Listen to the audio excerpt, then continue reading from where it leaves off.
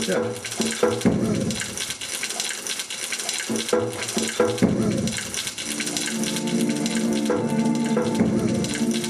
Een gedicht dat heet Aansteller, Onsteller.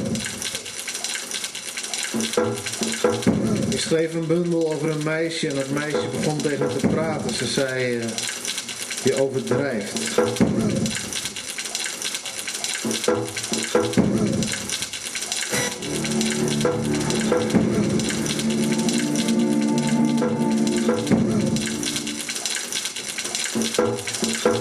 Met het hinder dat de hoevens in het sket stikken slaat. Of het hinder dat de wijn zou roeg de grien of rotere schot dat er neer van hoe beeld.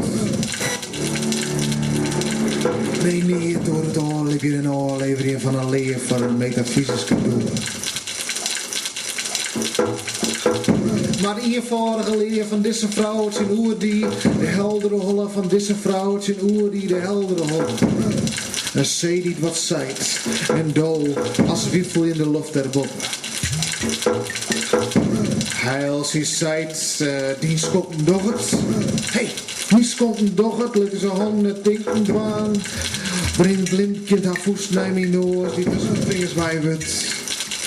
En loop die voest naar een riesekien. Met het liedste ding gibt de moeske dat mijn noos ja er kan. Hey, doe me! Ik had insights. In het hele vers. Verwegen haar lip net.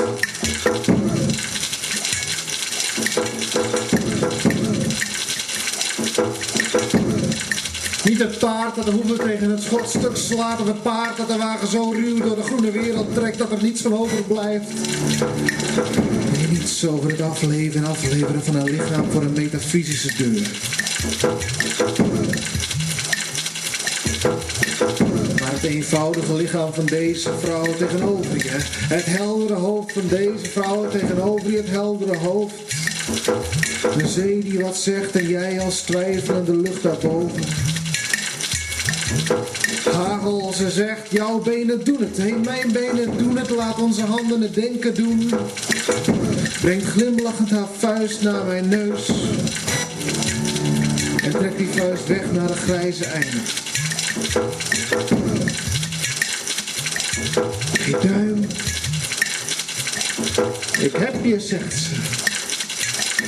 En in het hele gedicht bewogen haar lippen niet.